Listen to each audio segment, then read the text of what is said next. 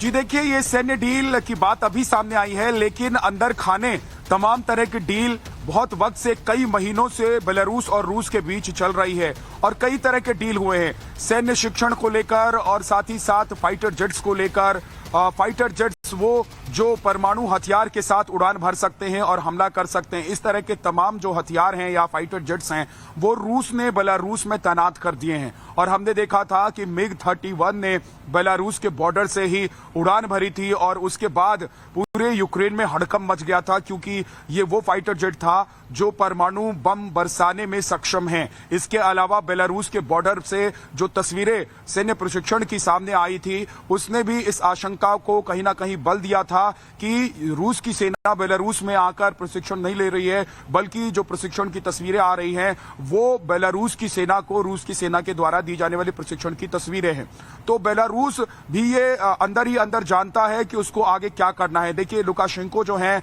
वो सबसे लंबे वक्त तक राष्ट्रपति बने हुए हैं और सबसे खास बात यह है कि पुतिन को वो सपोर्ट करते हैं, रशिया के साथ वो खड़े हैं और इस बात को वो पहले भी खुलकर कह चुके हैं कि चाहे पूरी दुनिया एक तरफ हो जाए, वो रशिया के साथ खड़े रहेंगे और रूस की मदद करते रहेंगे। हालांकि उनके सैनिक क्या यूक्रेन में उतरकर यूक्रेन के खिलाफ युद्ध लड़ेंगे? अगर ऐसा होता है तो फिर नाटो देश भी अपने सैनिकों को जो अभी बॉर्डर के इलाके में नाटो देशों ने रखा हुआ है उनको यूक्रेन में उतार सकता है और उनको सीधे इस युद्ध में झोंक सकता है। इसके अलावा ब्रिटेन और अमेरिका जो दुनिया भर के कई देशों में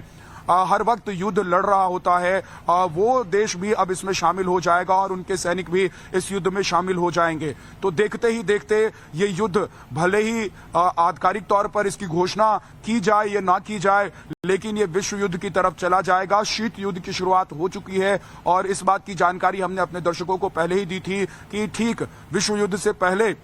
अभी तक जो 2 विश्व युद्ध हुए हैं उससे पहले इसी तरह के समीकरण बनते हुए नजर आए थे और ऐसे ही देश खेमे में बढ़ते हुए नजर आए थे, एक दूसरे के साथ खड़े थे, अंदर खाने एक दूसरे को सपोर्ट कर रहे थे, हथियार दे रहे थे, सैनिक भेज रहे थे। और अब एक बार फिर से तीसरे विश्व युद्ध की घंटी बज चुकी है, क्योंकि शीत युद्ध वो वक्त होता है जिसमें जो तमाम सहयोगी देश होते हैं, संगठन होते हैं, वो तैयारी करते हैं अपने विरोधियों पर अटैक करने के लिए। और ऐसे ही हालात रूस यूक्रेन युद्ध के बीच भी नजर आ रहे हैं। पुतिन के सामने अंत में आखिर में एकमात्र ऑप्शन बचेगा कि वो परमाणु हथियार का इस्तेमाल करे और पुतिन इस बात को लेकर पहले ही मुतमईन है कि वो जरूरत पड़ने पर परमाणु हथियारों का, परमाणु बम का इस्तेमाल कर सकते हैं। और इसके लिए उन्होंने कह दिया था कि अमेरिका के रास्ते पर वो चल सकते हैं और यही नहीं, पहले हमला करने की जो रणनीति है, सैन्य रणनीति, उस पर भी वो अमल कर सकते हैं। तो पुतिन ने तो बहुत क्लियर कह दिया है कि अगर जरूरत पड़ेगी तो परमाणु हथियार का इस्तेमाल किया जाएगा। और खुद जेलेंस्की की तरफ से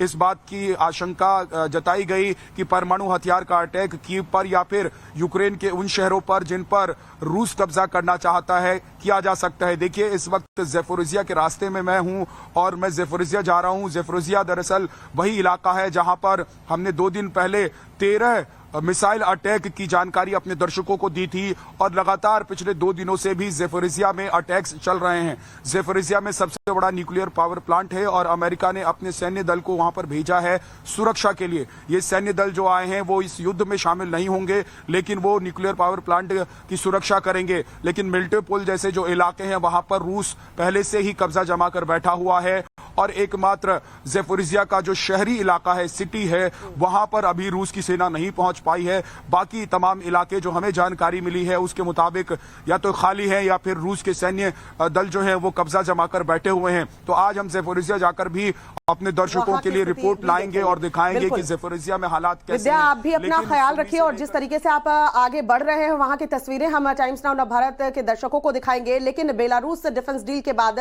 स्थिति साफ हो जाती है कि बेलारूस अब रूस का साथ देगा और जाहिर सी बात है ऐसे में नाटो देश क्या करते हैं, यूक्रेन का किस तरीके से साथ देते हैं, ये भी देखने वाली बात होगी। फिलहाल जो बड़ी